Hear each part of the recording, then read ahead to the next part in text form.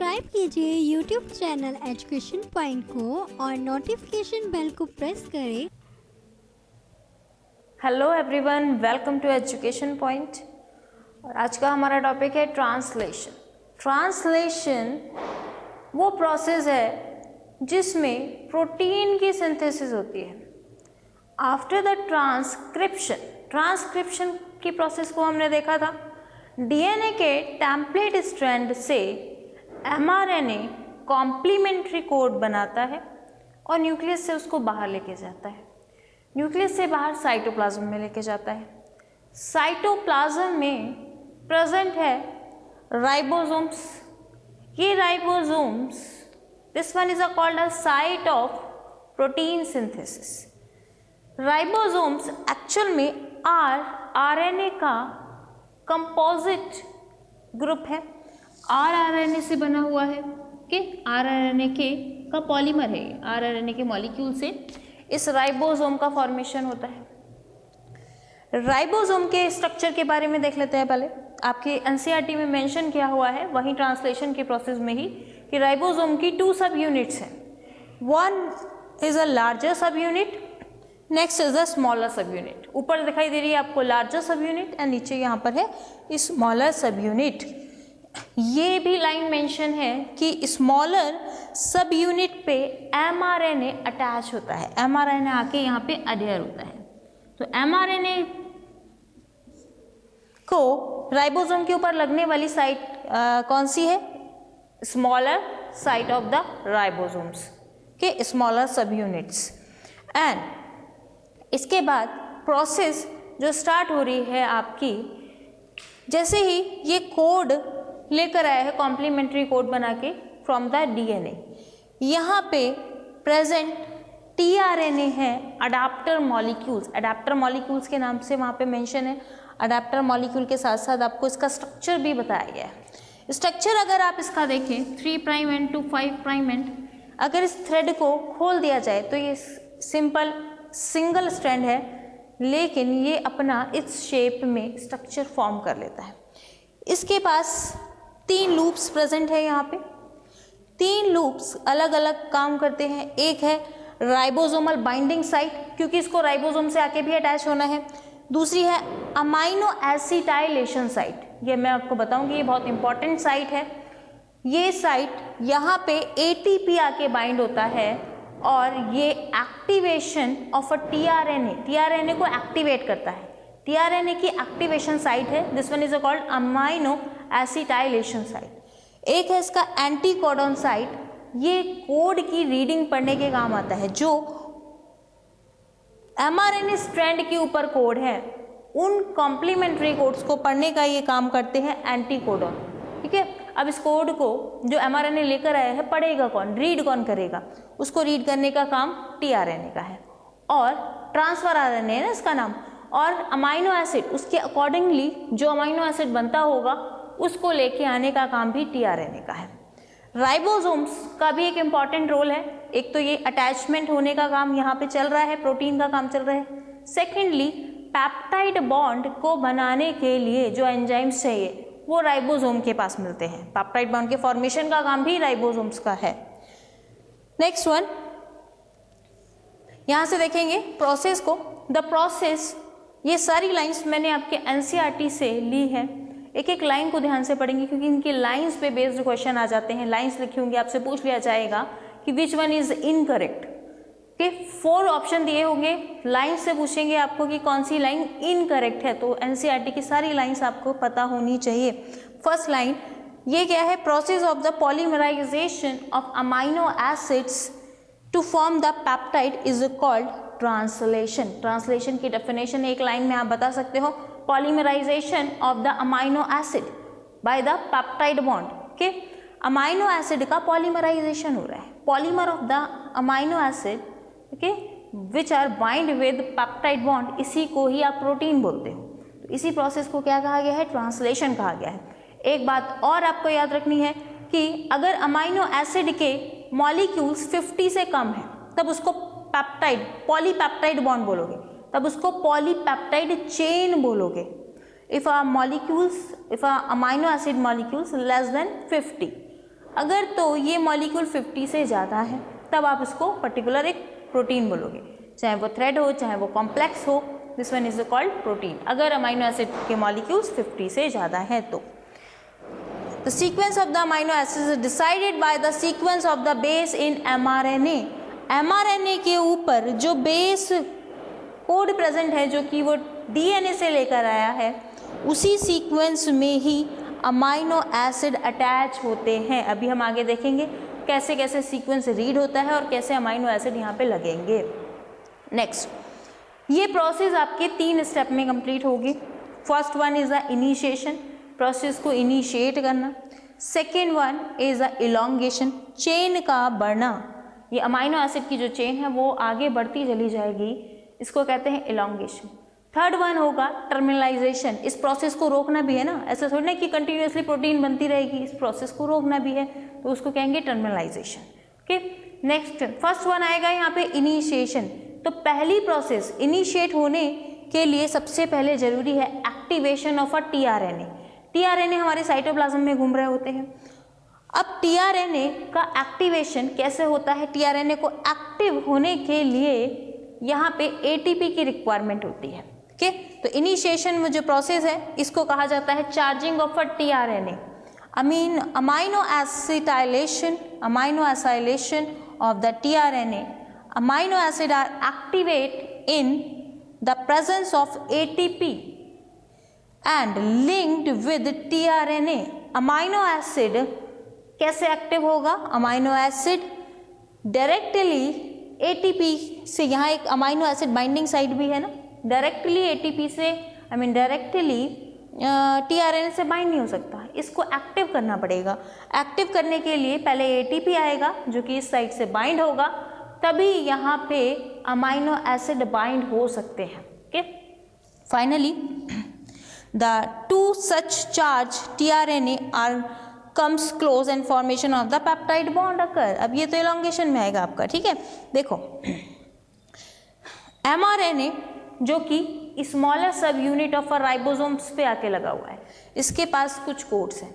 Codes आपको पता है कि ट्रिपलेट फॉर्म में पढ़े जाते हैं। जिन बच्चों को नहीं पढ़ता वो मेरी जेनेटिक्स कोड वाली वीडियो देख सकते हैं, उसमें वहाँ पे जेनेटिक कोड्स के बारे में बताया गया है।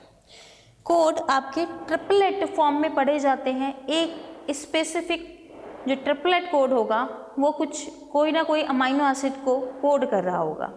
जैसे कि यहाँ पे अगर मैं बात करूँ GCA code for the alanine and UU it's GUU is a code for the valine. के ऐसे स्पेसिफिक कोड एक स्पेसिफिक अमाइनो एसिड को परफॉर्म करता है और 20 टाइप्स के अमाइनो एसिड्स हैं। प्रोसेस स्टार्ट कहाँ से होगी? इनिशिएशन वाले स्टेप में आपका प्रोसेस स्टार्ट भी आएगा ना। प्रोसेस स्टार्ट कैसे होगी? सबसे पहले एक्टिवेशन होना है, activation of a tRNA, amino acetylation, charging of a tRNA कह सकते हैं। सेकेंडली प्रोसेस कहाँ से स्टार्ट होगी ये भी पता करना है। तो प्रोसेस को स्टार्ट करने वाला कोड एक स्पेसिफिक है, फिक्स है, वो है AUG। जहाँ पे भी टीआरएनए को मिलेगा, टीआरएनए सीक्वेंस को नोट कर रहा है। जैसे ही यहाँ पे AUG यहाँ पे मिला, यहाँ पे ओके, यहाँ पे देखा हमने AUG हमें यहाँ पे मिला, तो AUG जहाँ पे मिलेगा वहीं से प्रोसेस स्टार्ट हो जाएगी। तो AUG code for मीथियोनिन, AUG is code for मीथियोनिन। अब ये टीआरएनए रीड कैसे करता है? टीआरएनए को के पास एंटीकोडॉन साइट बने होते हैं। इसका कॉम्प्लीमेंट्री जिसके पास होता है वही टीआरएनए इसको रीड कर सकता है। इसका कॉम्प्लीमेंट्री UAC होना चाहिए, तो ये वाला टीआरएनए इसको रीड करेगा। ऐसे बहुत सारे लॉट्स ऑफ टीआरएनए होते हैं, तो ये वाला टीआरएनए ने रीड कर लिया AUG को, और मीथोनिन इसका कॉम्प्लीमेंट्री, इसका क्या बनेगा? AUG code for methionine. Methionine amino acid है, ठीक है। तो यहीं से प्रोसेस स्टार्ट हो गई है। नेक्स्ट आपका ये जो है राइबोसोम्स यूनिट, ऐसे समझेंगे, राइबोसोम यूनिट मूव्स टुवर्ड्स इस साइड मूव कर रही है। ओके, समझ गए, राइबोसोम इस साइड मूव कर रहा है और आपका mRNA इस साइड मूव कर रहा है, दोनों मूव कर रहे हैं। क्लियर? तो आपका राइबोसोम ऐसे स्लाइड कर रहा है और mRNA ऐसे स्लाइड कर रहा है, दैट्स वन। अब कितने tRNA हमें दिखाई दे रहे हैं? 1 2 3, ये तो बाहर निकलने वाला है, ठीक है। पहले इसने आके रीड कर लिया, देन हमने देखा tRNA ऐसे चल रहा है, राइबोसोम ऐसे चल रहा है, ठीक है। इसके बाद आपका ये वाला आना चाहिए, इसके बाद ये वाला आ गया, ठीक है।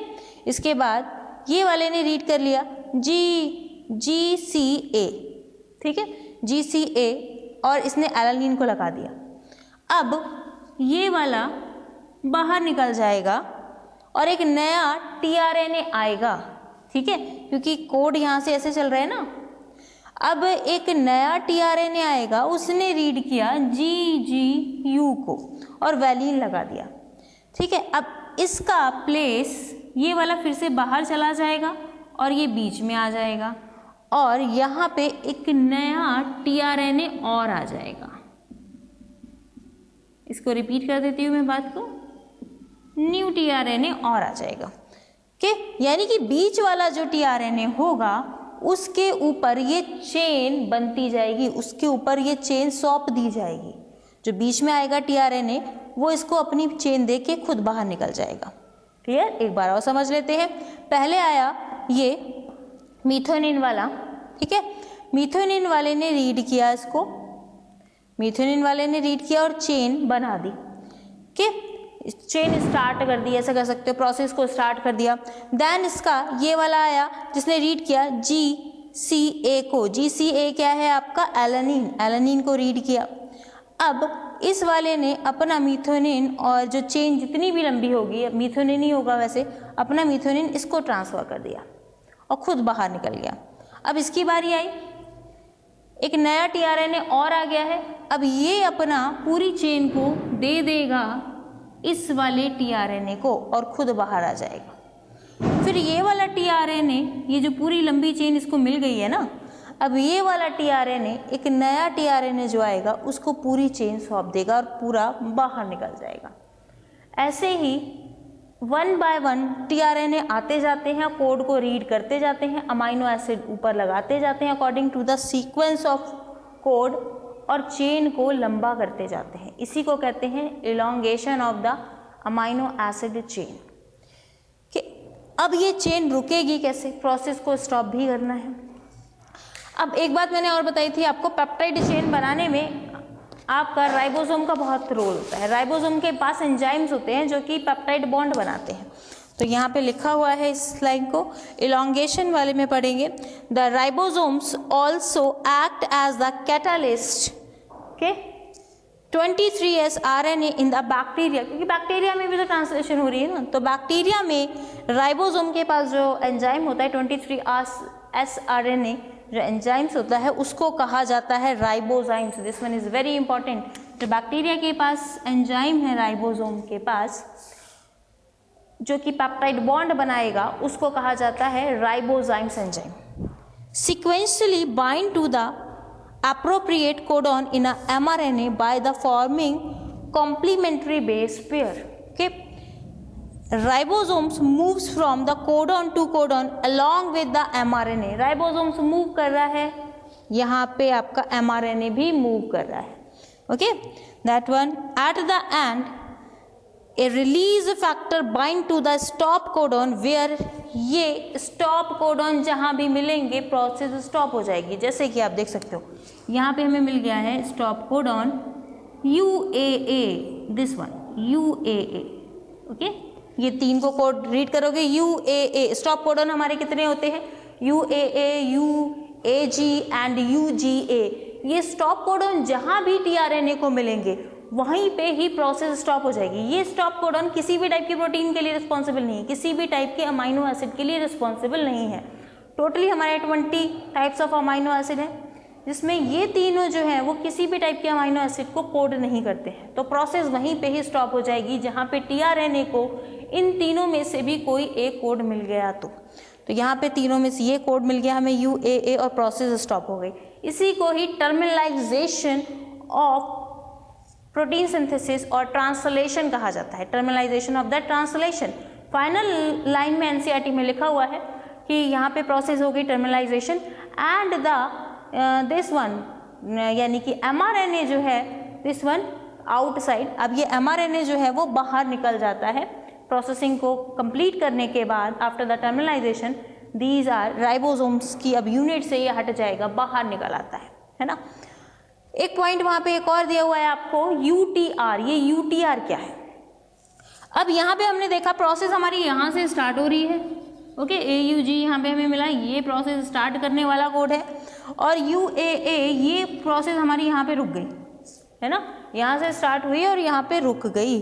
तो ये प्रोसेस जो आपकी स्टार्ट और रुकने वाली जो प्रोसेस है, इसके अलावा भी हमें कुछ स्ट्रैंड दिखाई दे रहा है, ओके।